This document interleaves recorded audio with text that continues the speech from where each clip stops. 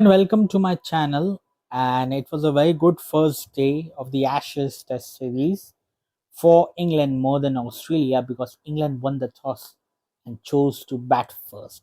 And rightly so, because all the teams that have chosen to bat first over here at Perth have won their match.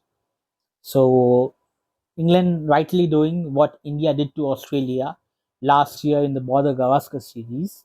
India won that match by 295 runs because they chose to bat first. They were bundled out for 150, but they managed to bundle out Australia for say 101, and then India took a mammoth lead of I think 480 runs, and then they won the match by 295 runs. So England trying something similar, and the match is going along the same lines over here. So England won the toss, chose to bat first, but they had a horrible start. Crawley, Duckett, and Root getting out early. Ollie Pope looking solid, but then he also got dismissed. And then at one stage, England were 105 for four. Brook and Stokes batting. Then Stokes got out. Then Brook and Smith. And at this point, I would like to salute Harry Brook because of the way he played. His shot selection was exceptional, and the way he played those shots, it looked like he was born in Australia and he has no fear of Australian bowlers, and he looked so well set. And he is the difference between the Australian playing 11 and the English playing 11 because none of the Australian batsmen have scored a half century. English batsmen, on the other hand, Harry Brook and Ollie Pope coming a distant second, 49, just by missing out by one run. They played so well and so contrasting. Harry Brook with his aggressive approach using his feet, playing shots, that six of Scott Boland, that was so good to watch. He is someone who is bringing some spice in this game. Otherwise, it was that defense, and so did Jimmy Smith, and they had a wonderful partnership. But then Brook got out to Doggett, and then there was another collapse, and barely England managed to reach 172. At the end of the day, it seems it might be enough because Australia have collapsed to 120 for 9. Hats off to Mitchell Stark. He took 7 wickets in this match. He walked the talk. Before the series started, he said he would take up the responsibility, and he did. Unfortunately, his teammates did not support him in the batting department. Australia let themselves down. Usman Khwaja could not bat because he was out of the field for 17 minutes, and the rules state that the amount of time you have spent outside, you have to wait it out before you can come back and bat. So he was out for 17 minutes. I think he had a back spasm. So he had to wait for 17 minutes before he could be allowed to bat. So for that reason, Jake Weatherland and Labuschagne opened the batting, and Weatherland got out in the second ball. Horrible start for Australia as well. And then they were at similar stage, 30 for 4. Smith and Labuschagne were batting at one point of time, and Labuschagne, I thought that was out. There was a nick, and the third umpire did not give it to them because the benefit of doubt goes to the batting side. In this case, Australia. But in my opinion, there was a faint nick, and the technology is not 100% foolproof. It was shown today. Anyways, it did not matter because Joffa Archer dismissed him, and then Australia were 35 for 4. Head and Green, sorry, they did put up a good fight, but then this was the turning point of the match. Travis Head just threw away his wicket to Ben Stokes.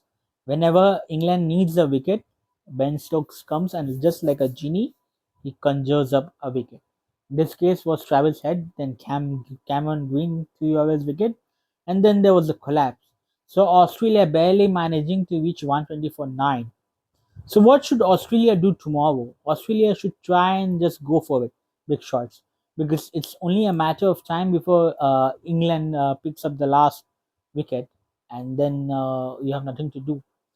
Your 50 runs lead is quite a lot. So just try and get down that lead down to 10, 20. Or just go for the big shots. edges to 4, 6, top hitting over the, I think that top edge to 6. That is what you need. Just go for it. Hail Mary, as they say. So yeah, I mean, disappointing. Usman Khwaja was the most disappointing. He's a senior batsman, but he hasn't been scoring runs. Some say he was injured, back spasm, but then why he was selected for the match? So yeah, bowling wise, Australia did well, but England were the ones who will have a relaxing day, who will just relax today.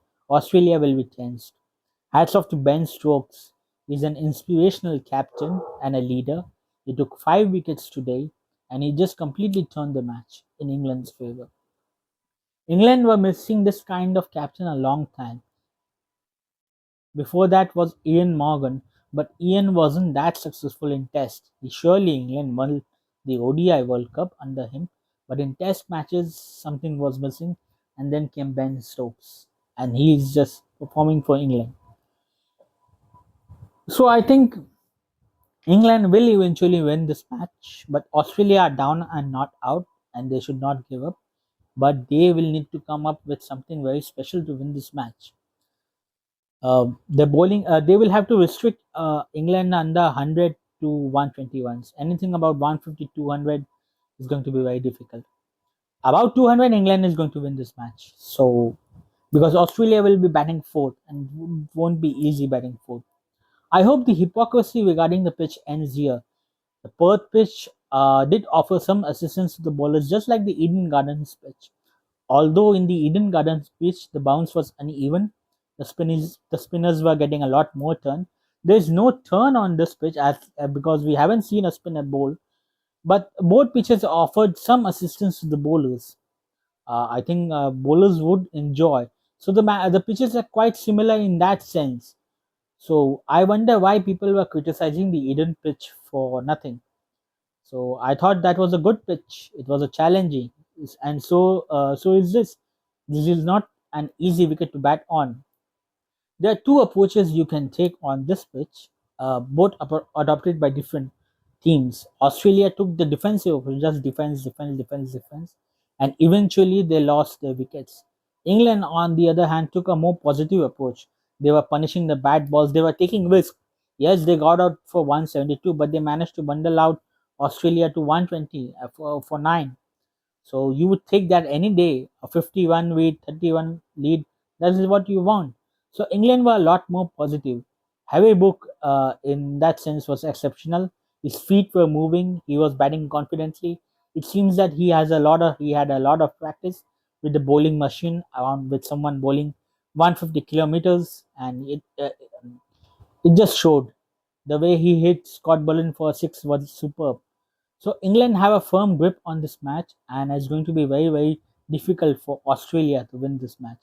Thank you for watching. If you like this video, please subscribe. Thank you very much.